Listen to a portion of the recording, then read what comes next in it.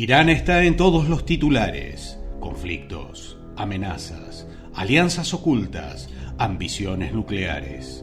Pero lo que pocos saben es que su historia ya estaba escrita mucho antes, no en periódicos ni en tratados diplomáticos, sino en la Biblia, su origen y también su final. Sí, Irán aparece en la Biblia, desde el Génesis hasta las profecías del fin del mundo. Solo que no lo hace con su nombre moderno, sino con su nombre antiguo, Persia.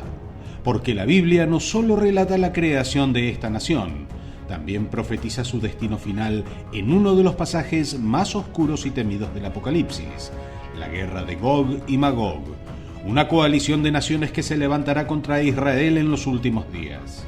Pero antes de convertirse en enemiga profética, Persia fue un imperio elegido por Dios para liberar a su pueblo, reconstruir el templo y cumplir las visiones del profeta Daniel. Quédate hasta el final, porque hoy vas a descubrir algo que muy pocos se atreven a enseñar: el verdadero papel de Irán en el plan de Dios, desde el principio hasta el fin. Todo comienza en el libro del Génesis. Después del diluvio, Dios le da a la humanidad un nuevo comienzo, y en este nuevo mapa genealógico se revela cómo nació la nación de Persia. Noé y su familia fueron los únicos sobrevivientes sobre la tierra, y sus 3 hijos, Sem, Cam y Jafet, se convirtieron en los nuevos padres de las naciones. En el capítulo 10 leemos: estas son las generaciones de los hijos de Noé, Sem, Cam y Jafet, a quienes nacieron hijos después del diluvio. De ellos se poblaron las costas, cada cual según su lengua, conforme a sus familias en sus naciones. Allí, en ese árbol genealógico, aparecen los 2 patriarcas de los que nacería el imperio persa, Madai y Elam. Madai era hijo de Jafet, y de él descendieron los medos, un pueblo que habitaría las montañas del norte en la región que hoy forma parte del territorio de Irán. Desde estas cumbres agrestes, los descendientes de Madai comenzaron a expandirse, fundando aldeas, clanes, tribus.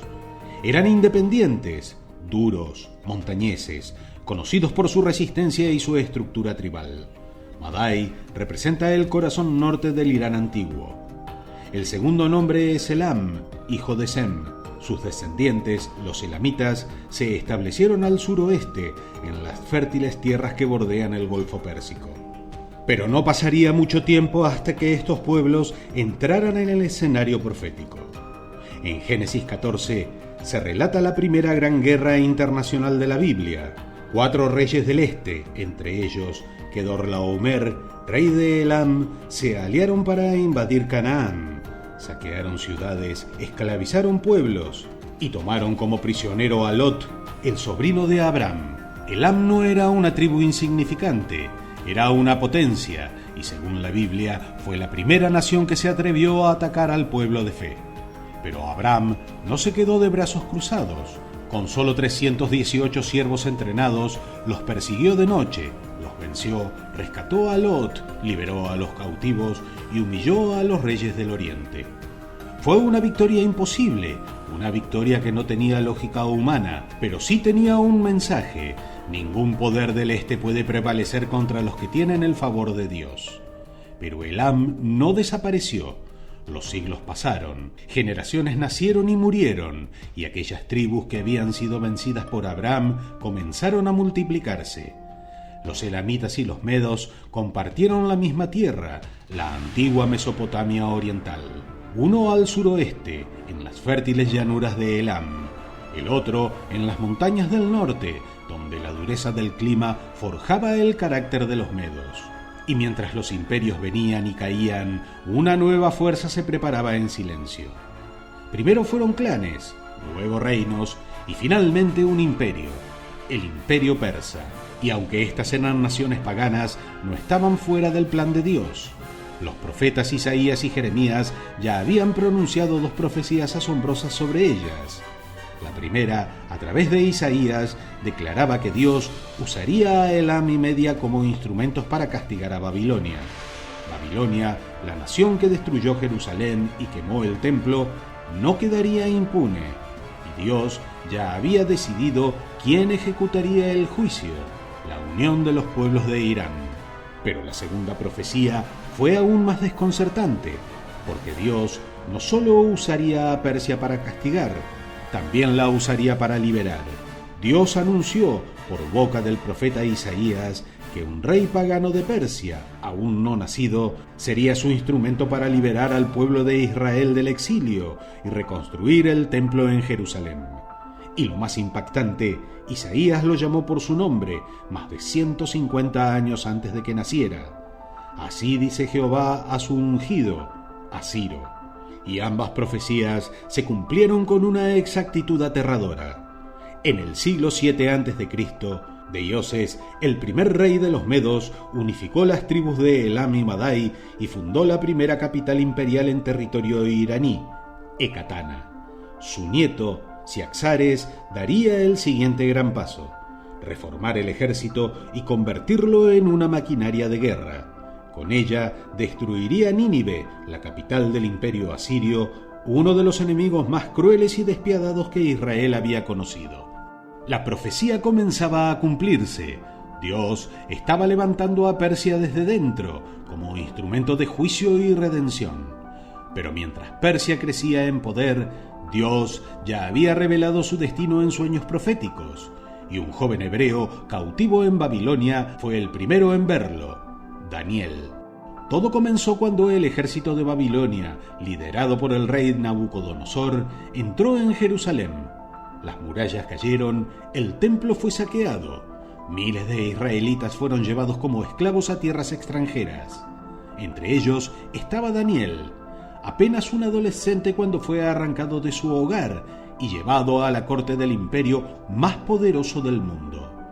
Pero en medio de esa oscuridad, Dios lo escogió. Mientras estaba rodeado del esplendor corrupto del palacio real, Daniel no se contaminó, y por esa fidelidad Dios le entregó un don que no le había dado a ningún otro cautivo: el don de las visiones. Visiones que no solo hablaban de su tiempo, sino del curso completo de la historia. Desde el corazón mismo del imperio que había destruido Jerusalén, Daniel comenzó a ver cómo Dios levantaría otro imperio, el imperio persa. Y todo fue anunciado en sueños. Mientras Daniel servía en la corte de Nabucodonosor, el rey fue perturbado por una visión inquietante: una estatua gigantesca hecha de distintos metales que se alzaba ante él con un esplendor y una amenaza indescriptibles. Pero el rey exigía algo imposible: no solo la interpretación, sino que alguien revelara el sueño sin haberlo oído antes. Ningún sabio de Babilonia pudo hacerlo, pero Dios ya había preparado a su profeta. Daniel fue llevado ante el trono y con la autoridad del cielo describió el sueño con exactitud y pronunció una revelación que cambiaría el destino del mundo. Tú, oh rey, eres la cabeza de oro, pero después de ti se levantará otro reino inferior al tuyo, representado por el pecho y los brazos de plata. Ese reino sería Persia. La figura de plata no representaba una sola nación, sino dos brazos, dos potencias entrelazadas en un mismo cuerpo, los medos y los persas, unidas pero no iguales, porque el brazo persa se alzaría más fuerte y tomaría el control. La profecía era clara: Babilonia caería y el trono sería entregado a un nuevo imperio, un imperio elegido por Dios. El joven Daniel, en tierra extranjera, estaba viendo con sus propios ojos cómo los sueños de Dios se cumplían, y pronto su visión se convertiría en realidad, porque el rey que Dios había anunciado por boca de Isaías más de un siglo y medio antes de su nacimiento estaba a punto de levantarse desde las tierras altas de Persia. Su nombre era Ciro. Ciro, el joven rey persa, conquistó Media, unió los reinos y fundó el imperio medo-persa, que pronto se convirtió en la mayor potencia de su tiempo, y finalmente puso sus ojos en Babilonia. Pero lo que ocurrió no fue una guerra como las demás. Una noche, el rey Belsasar, nieto de Nabucodonosor, celebraba un fastuoso banquete rodeado por 1000 nobles. En medio del desenfreno, cometió un acto imperdonable. Ordenó traer los vasos sagrados que su abuelo había robado del templo de Jerusalén y brindaron con ellos en honor a dioses falsos. De repente, una mano invisible escribió sobre el muro del palacio 4 palabras extrañas: Mene, Mene, Tekel, Parsin. El rey palideció. Nadie sabía lo que significaban, hasta que llamaron a Daniel, y el profeta reveló: Dios ha contado los días de tu reino y le ha puesto fin. Has sido pesado en la balanza y hallado falto. Tu reino será entregado a los medos y a los persas. Y mientras las palabras eran pronunciadas, la profecía ya se estaba cumpliendo. Los ejércitos de Ciro el Grande habían desviado el río Éufrates y entraban en silencio por su cauce seco. Las puertas no estaban cerradas, Dios mismo las había abierto. Esa misma noche, Belsasar fue asesinado y Babilonia cayó ante Persia. Durante 70 años, los judíos habían llorado junto a los ríos de Babilonia, y ahora veían cumplirse lo imposible. Un rey extranjero, pagano, decretaba su regreso a Jerusalén. Pero Ciro no solo permitió el regreso, también financió la reconstrucción del templo y envió a los líderes del pueblo con respaldo real: Zorobabel, descendiente del linaje de David; Josué, el sumo sacerdote. Ellos serían los primeros en colocar los cimientos, y así el lugar donde habitaba el nombre de Dios volvería a levantarse. Persia fue la única nación que no destruyó a Israel, sino que lo restauró. Pero las visiones de Daniel no terminaron allí. Dios le mostró otra imagen, aún más aterradora. Desde las aguas del caos emergerían 4 bestias monstruosas. La segunda era un oso gigantesco, alzado de un lado, con 3 costillas entre los dientes. Una voz tronó desde el cielo: levántate y devora mucha carne. Ese oso representaba al imperio que vendría después de Babilonia, Media y Persia. Estaba alzado a un lado porque Persia dominaría sobre Media, y las 3 costillas entre sus fauces representaban sus 3 grandes conquistas: Lidia, Babilonia y Egipto. 3 imperios tragados por su expansión imparable, y esa visión se cumplió con precisión estremecedora. Tras conquistar el reino de Lidia en Asia Menor y la poderosa Babilonia, Persia no se detuvo, fue por Egipto. Ya bajo el reinado de Cambises II, hijo de Ciro, los ejércitos persas cruzaron el desierto del Sinaí y derrotaron al faraón Psamético III en la batalla de Pelusio. Egipto, el antiguo opresor de Israel, cayó ante el imperio persa, y la tercera costilla fue arrancada. Años después, mientras Daniel se encontraba a orillas del río Ulai, fue arrebatado por una revelación distinta, más específica, más simbólica, más aterradora. Ante sus ojos apareció un carnero. Tenía 2 cuernos, pero uno era más alto que el otro, y ese cuerno más alto creció después.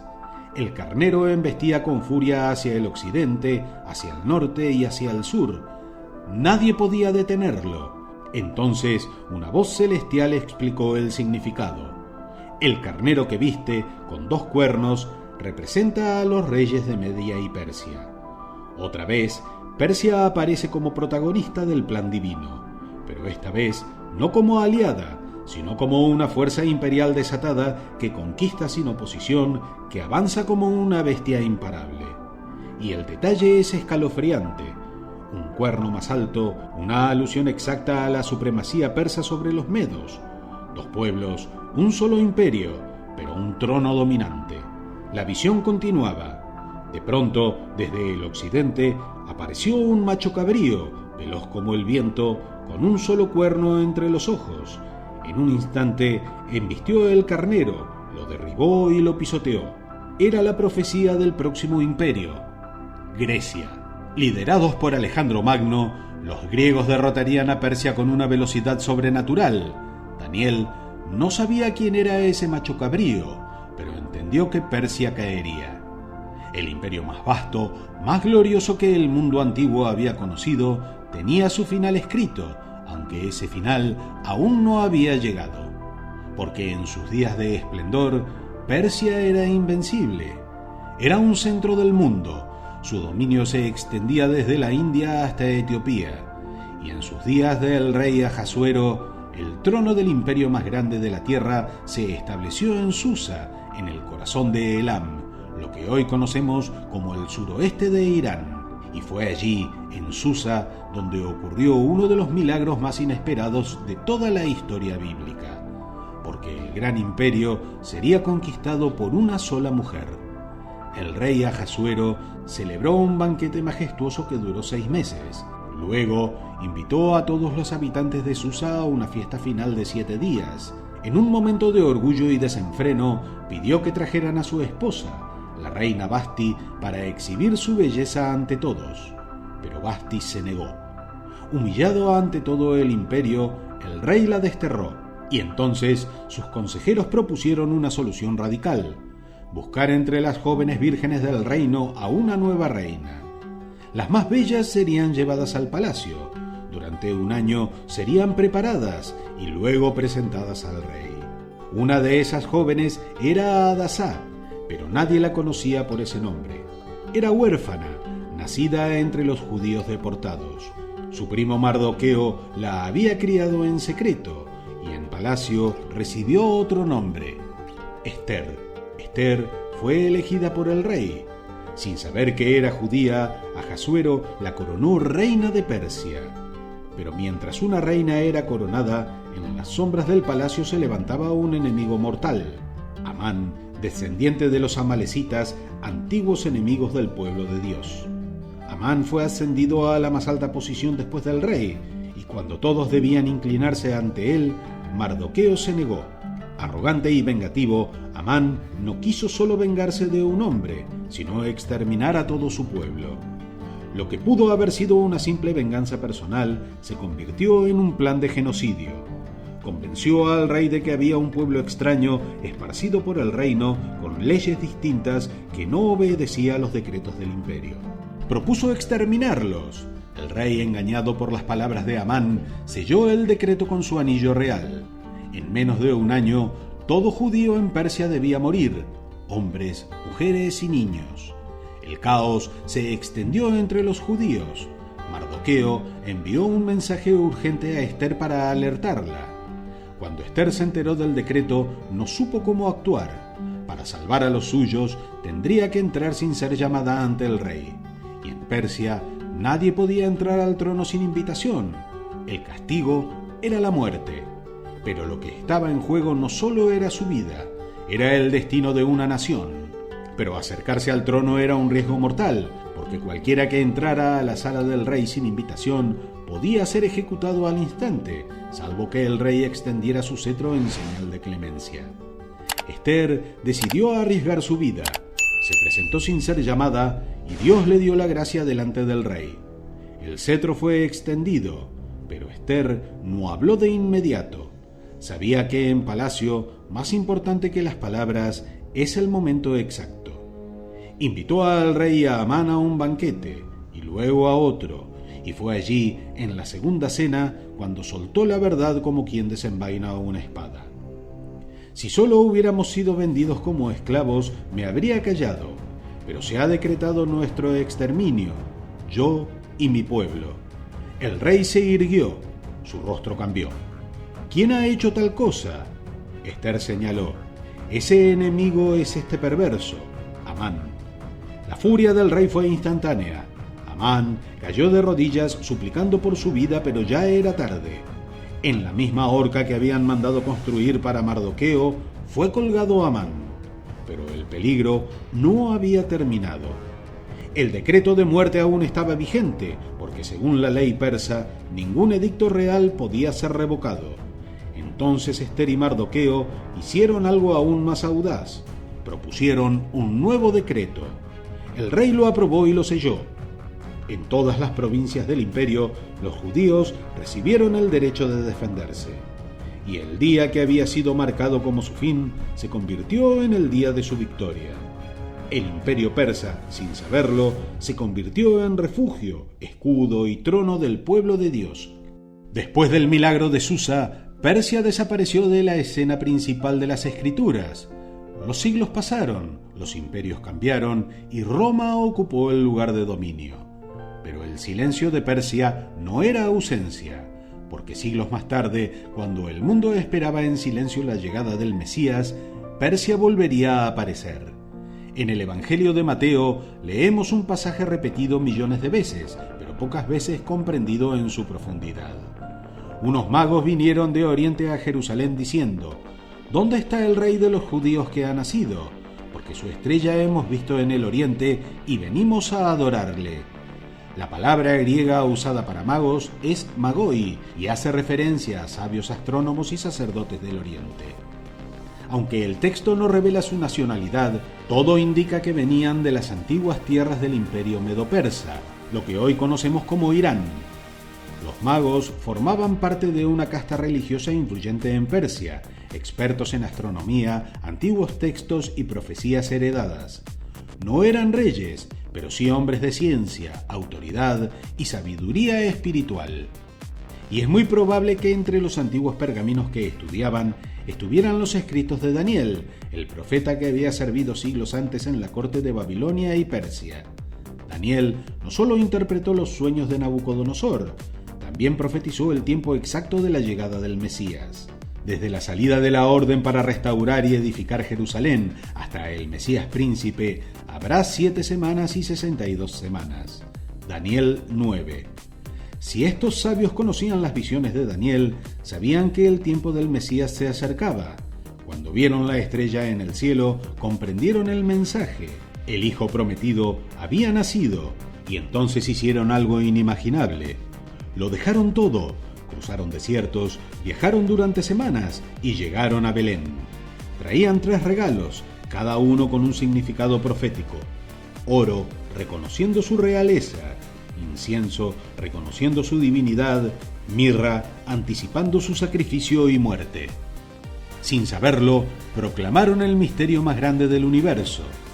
Ese niño sería rey, sería Dios y sería Cordero.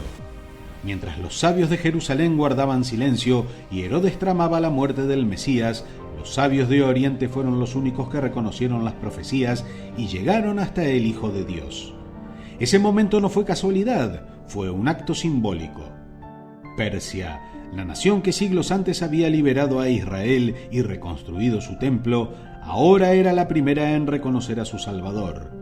Una vez más, Persia se convertía en instrumento de revelación divina. Desde el principio hasta la cuna de Cristo, Irán, la antigua Persia, siempre estuvo conectada al plan de Dios. Si Persia fue instrumento de redención en el pasado, también será parte de uno de los episodios más oscuros del futuro. Dios no solo reveló su origen, también anunció su final. Lo hizo a través del profeta Ezequiel, en una de las visiones más temidas del Antiguo Testamento: la guerra de Gog y Magog. En el capítulo 38, Ezequiel describe una coalición de naciones que en los últimos días se levantarán contra Israel, el pueblo de Dios restaurado. Hijo de hombre, pon tu rostro contra Gog, en la tierra de Magog, príncipe de Mesech y Tubal.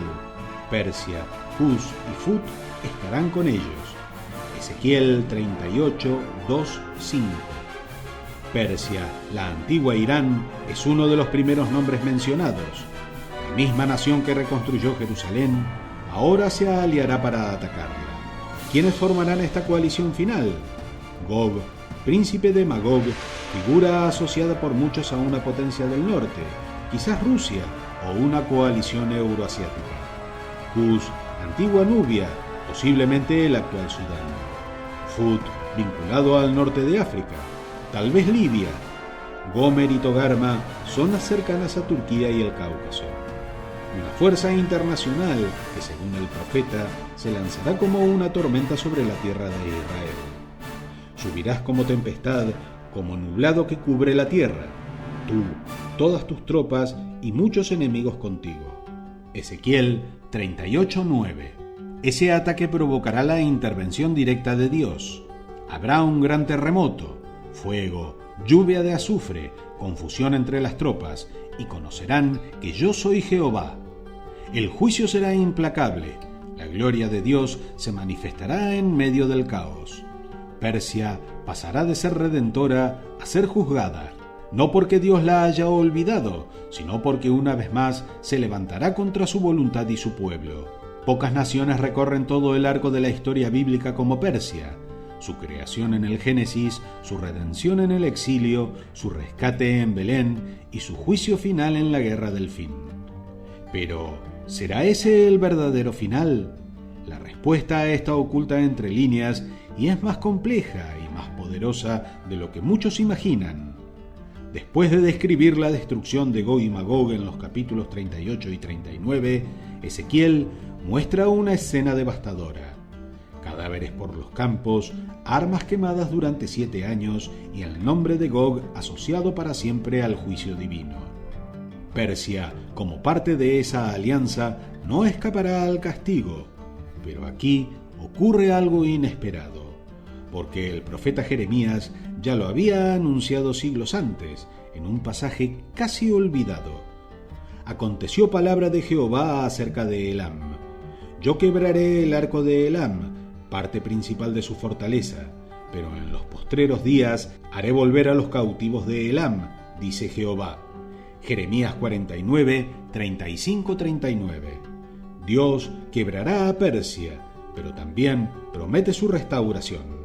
Aunque caiga en el juicio de los últimos días, aunque se una al ataque final contra Israel, aunque su arco sea quebrado, Dios aún la llama, aún le promete un retorno. Porque la historia de Persia no termina con destrucción, termina, como todas las cosas del plan de Dios, con esperanza. Es una profecía dual. Primero vendrá el juicio, pero luego aparece una promesa inesperada: en los postreros días restauraré a Elam. Este pasaje lo cambia todo. Aunque Irán se alce contra Israel en el fin de los tiempos, aunque forme parte del ataque final que provocará la ira de Dios, su historia no termina entre las ruinas. Dios, aún en el medio del juicio, deja una puerta abierta a la redención. El Irán que hoy vemos en los titulares, agresivo, desafiante, rodeado de alianzas oscuras, también será parte de un mundo restaurado. La historia bíblica de Persia es un espejo de la humanidad, redimida, caída, juzgada y restaurada por gracia. Y por eso, el destino final de Irán, según la Biblia, es una advertencia para los imperios que desafían a Dios, pero también una promesa para los que se arrepientan. Porque está escrito: acontecerá que todos los que sobrevivan de las naciones que vinieron contra Jerusalén subirán de año en año para adorar al Rey, al Señor de los ejércitos, y a celebrar la fiesta de los tabernáculos.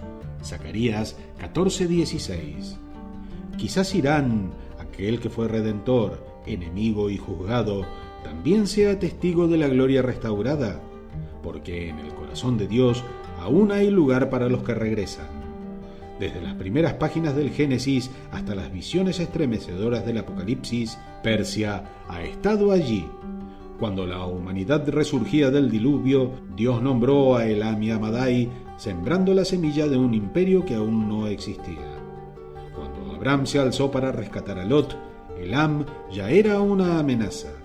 Cuando Babilonia cayó, Persia fue su instrumento de redención. Cuando el templo fue reconstruido, un rey persa lo financió.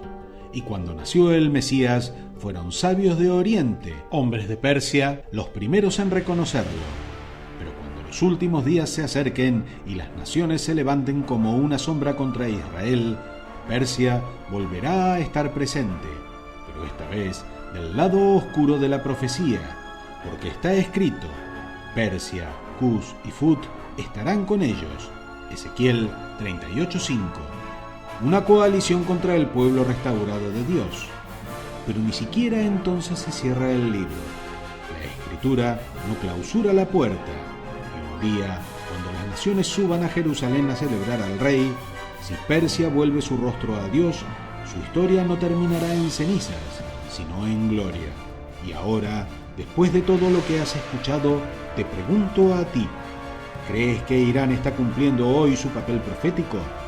Vivimos tiempos donde las profecías se activan en silencio y lo que parecía antiguo está más vivo que nunca.